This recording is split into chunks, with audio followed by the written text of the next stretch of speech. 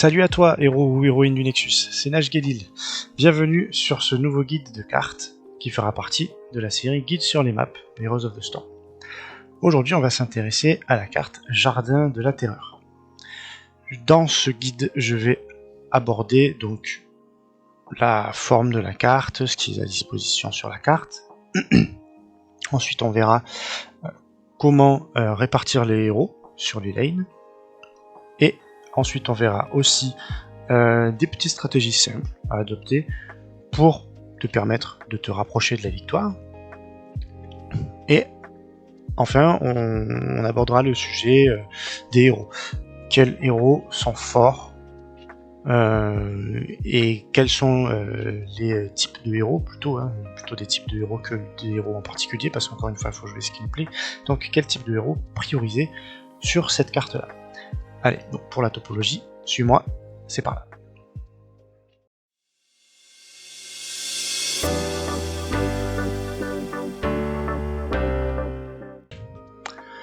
Donc, dans un premier temps, la forme de la carte. Donc là, on voit bien, c'est une map qui est énorme.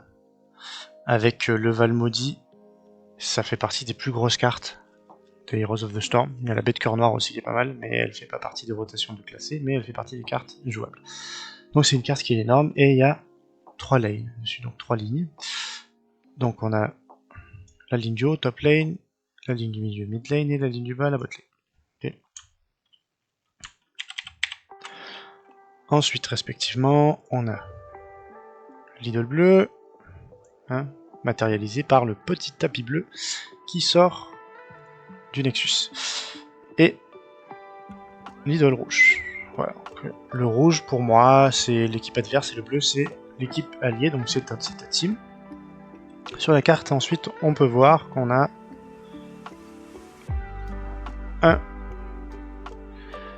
deux camps de siège, donc 2 camps easy neutre, et un camp hard qui est bot, neutre aussi, mais plutôt du côté de la team bleue.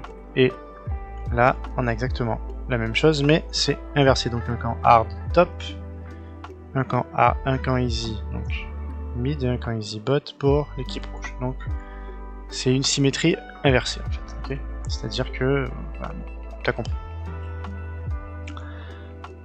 Sur cette carte, il n'y a pas de boss. Il n'y a aucun boss.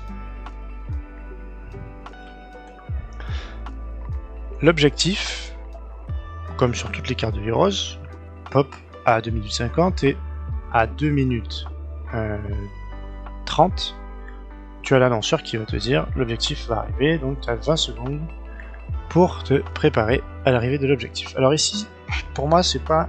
Alors l'objectif est très fort, mais c'est un objectif où on va devoir capturer l'objectif. Donc je vais le symboliser en vert pour qu'il soit un peu plus visible, ou en blanc, on va plutôt le faire en blanc.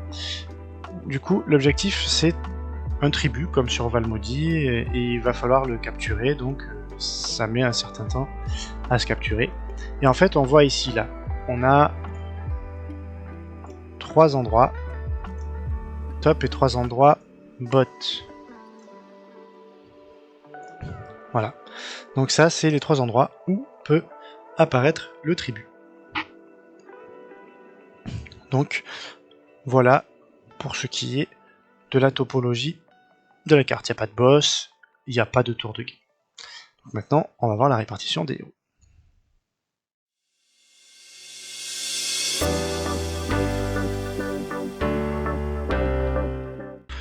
Donc pour la répartition des héros, tu as 2 choix possibles. D'ailleurs c'est à peu près comme ça sur quasiment toutes les cartes à 3 lignes. Tu as, comme vu dans la vidéo précédente, le foreman, donc avec le solo laner et 4 personnes ici qui prennent l'XP, qui prennent le push et qui décalent pour prendre l'XP bot, ou qui peuvent gank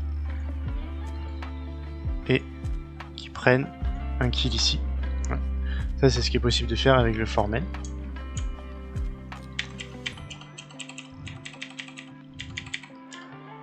Et c'est, on va dire que c'est ce qui est le plus adopté par les pros en fait. Hein. Les pros jouent beaucoup en Foreman.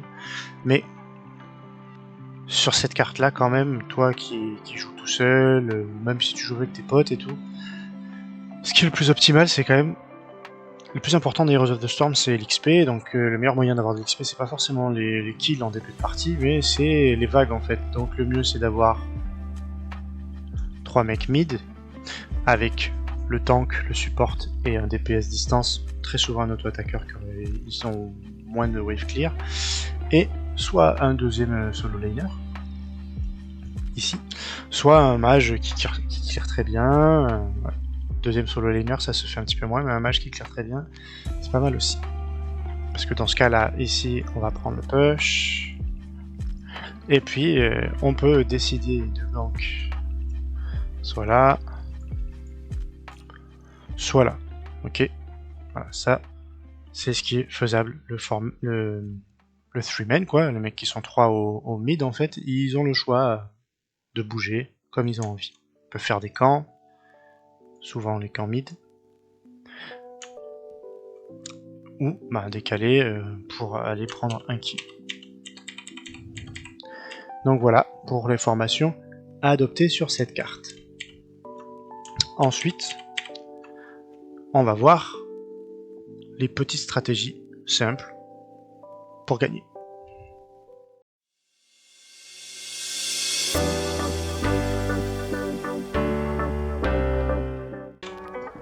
Alors avant d'aborder le point stratégique de la carte, des Jardins de la Terreur, je vais te parler de deux choses.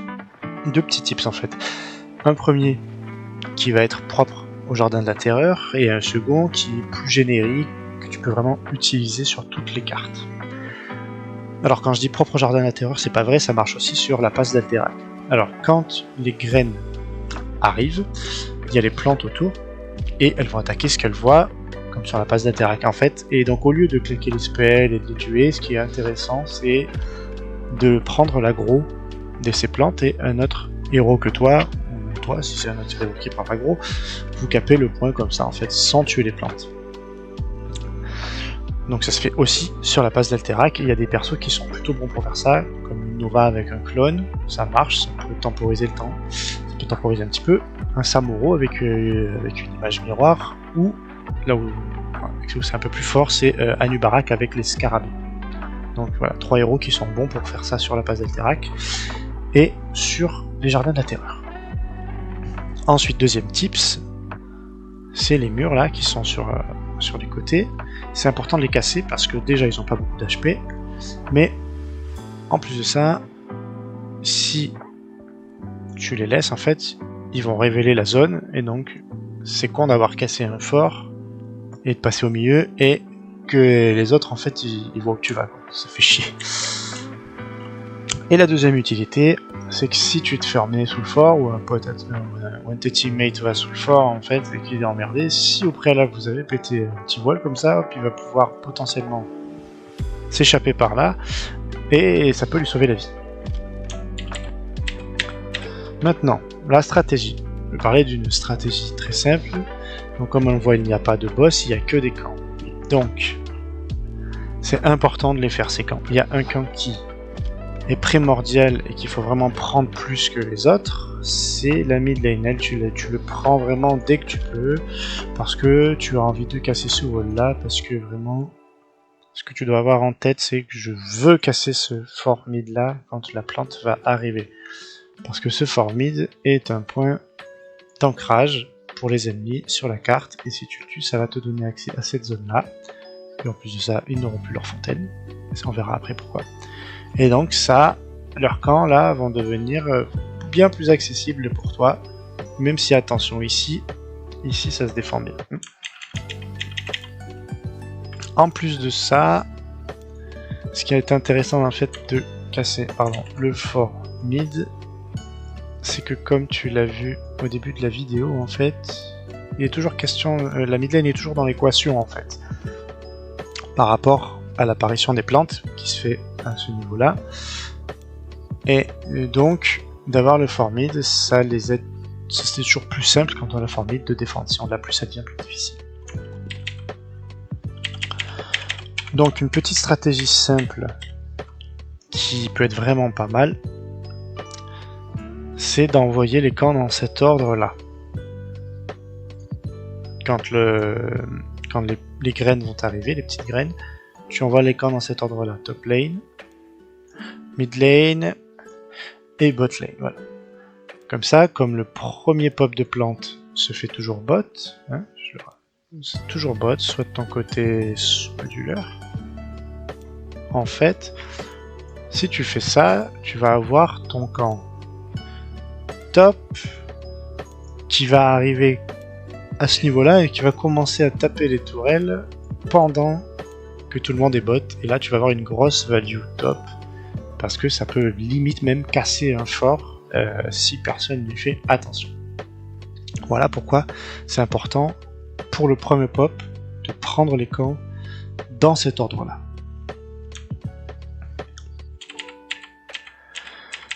Ça, c'est vraiment pour l'ordre des camps, stratégie simple à faire avec. On verra après une petite stratégie un petit peu plus compliquée avec les camps, que j'aime beaucoup,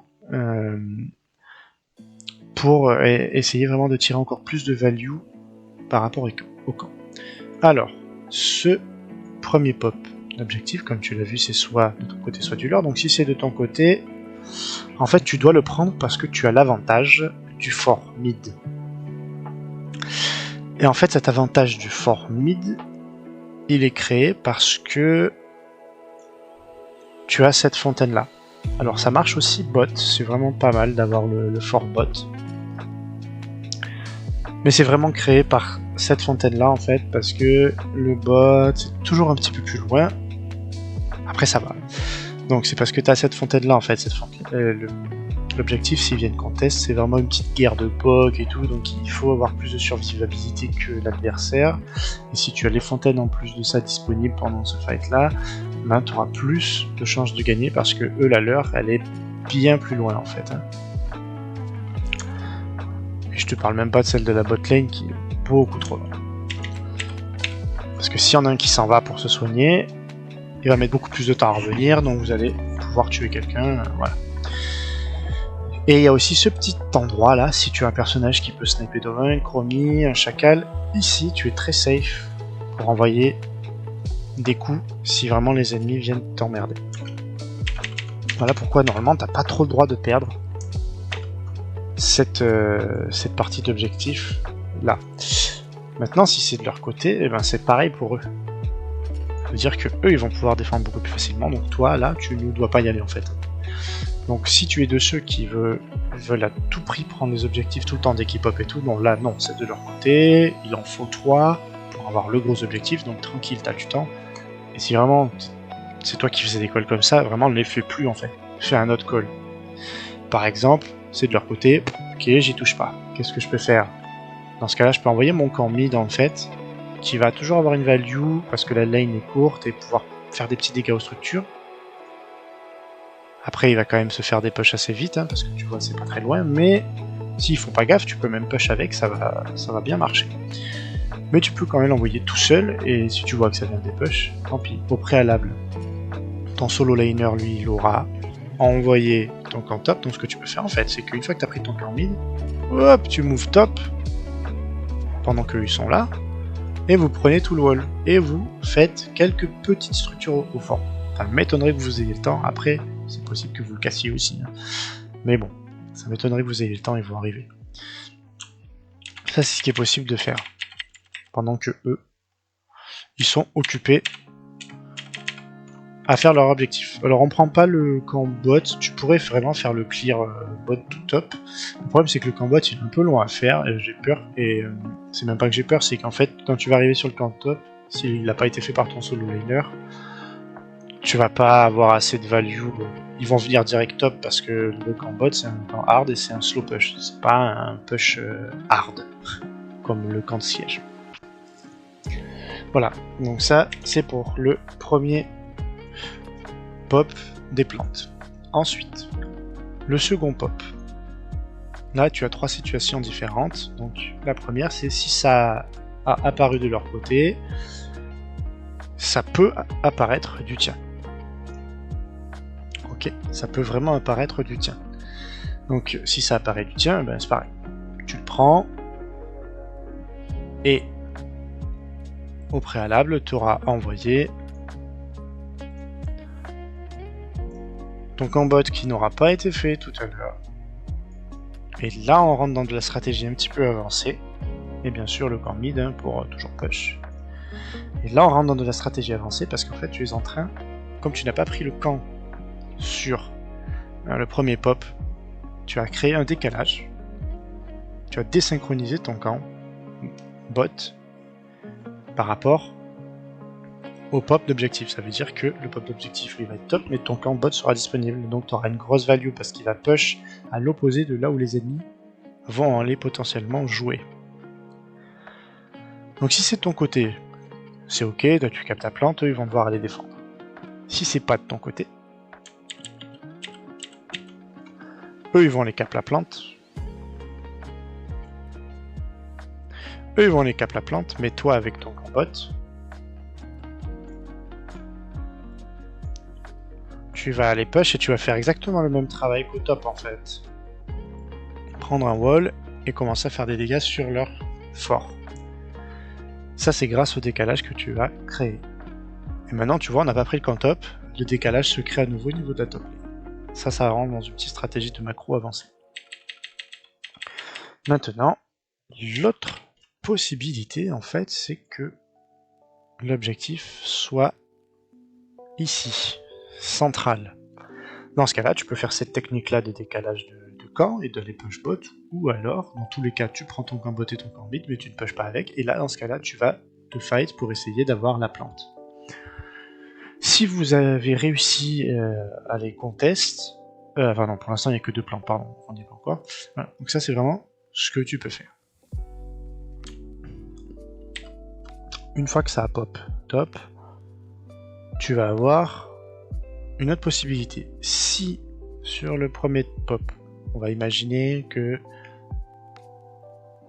c'est arrivé de leur côté, ensuite du tien. D'accord? Donc là, vous êtes logiquement à 1-1. La prochaine arrivée de graines, en fait, prochain pop de graines, va se faire forcément au centre bot. Ok? Donc là, vous aurez la chance de pouvoir avoir une plante de plus qu'eux. Donc ça risque très très fortement de vouloir se fight. Donc comme tu as désynchronisé tes camps, ou tu les as synchronisés, ça va dépendre de ta façon de le voir. Moi je le vois en désynchronisation. Ton camp bot n'est pas disponible, le camp mid l'est très certainement, donc tu peux le renvoyer. Et qu'est-ce qu'on fait? On renvoie le camp top. Comme ça on crée encore la diversion. Là soit tu acceptes qu'ils en aient 2 et ils sont plus proches de l'objectif que toi, d'avoir l'objectif que toi. Mais toi, tu vas push et tu prends leur fort à ce stade-là. Soit tu vas les fight, mais dans tous les cas, tu prends ces camps-là pour créer de la pression et des avantages sur les lanes. Voilà, ça c'est ce qui est possible de faire si jamais c'est central. Si jamais l'objectif, si jamais les graines ont été centrales juste avant, dans ce cas-là, ça peut être à nouveau soit de ton côté, soit du leur. Mais même stratégie par rapport au camp. Et à ce stade-là, en fait, moi j'aime bien voir ces camps-là comme étant les mini-boss de la carte. Le camp top et le camp bot, pardon, sont vraiment, pour moi, les mini-boss de la map parce que ils vont être une win condition du mini-objectif. Ok? Le gros objectif c'est les plantes, les graines c'est les mini-objectifs, donc les camps sont des mini-boss. Et à partir de ce moment-là, eh bien ça va toujours être à peu près prévisible. Donc si ça pop de ton côté, ça va aller du leurre au central, etc., etc. T'as compris la logique. Bon, et donc on envoie toujours les camps à l'opposé. Donc maintenant, on va dire que ça s'est bien passé. T'as eu les 3 plantes. Objectif primordial pendant les 3 plantes, c'est tuer le fort. comme tu auras très certainement pu endommager un ou deux forts, lui il risque de tomber, ou lui. Voilà. Et donc à partir du moment où tu arrives à casser le fort mid, et ben ça va devenir très accessible. Et ça aussi. Voilà, donc tu vas avoir encore plus de pression sur la map. Et si tu arrives à avoir les 3 forts, eh ben voilà. Là ils sont vraiment en danger et vraiment le snowball devient très fort. Et il faut vraiment faire une énorme erreur pour perdre la partie à ce stade-là. À partir du moment où tu en es là et que l'objectif s'arrête, en fait, là ça redevient aléatoire, le pop des graines. Tu auras toujours l'annonceur et tout, et il faut toujours veiller à essayer de créer ce petit décalage de camp, continuer à choper les graines et continuer à push. C'est la seule grosse stratégie, c'était vraiment le fort mid et comment arriver jusque là. Après c'est que du snowball en fait. Donc voilà pour la stratégie, moi que j'aime bien faire. Ensuite, je peux te parler des héros qui sont bien sur cette carte. Donc je t'en ai déjà donné 3. Nova est ok par rapport au clone et par rapport aux graines, au mini-objectif. Anubarak aussi. Et Samuro aussi, ça reste ok. Ensuite, les autres persos qui sont intéressants, étant donné que c'est une grosse carte, c'est des persos qui ont un global. Donc un Falstad, une Wiesel ou un DRK, c'est très intéressant pour prendre de l'XP, rejoindre un fight, des push, rejoindre un fight. Et les derniers persos vraiment pas mal à avoir, c'est un personnage qui est fort en PvE en fait. Donc un Gristet, une Jaina, une Vala, Maltael, une Sonia, il y en a vraiment beaucoup pour pouvoir clear les camps beaucoup plus efficacement. Voilà, donc écoute, si jamais j'ai oublié des choses, ben, l'espace commentaire est fait pour ça. Dans l'espace commentaire, tu peux aussi me dire si ça t'a plu, tu peux me demander des guides de personnages, j'en ai déjà commencé, ou une review complète des talents des personnages, parce que dans les guides de héros, je le fais pas, sinon les vidéos sont trop longues, ou encore des guides de cartes spécifiques, etc. Voilà, donc abonne-toi, lâche un petit j'aime pour le référencement, active la cloche pour pas rater les prochaines vidéos, et puis surtout, tu peux me follow sur Twitch, tu tapes NashGailil, et on se voit là-bas. Allez, salut, à la prochaine.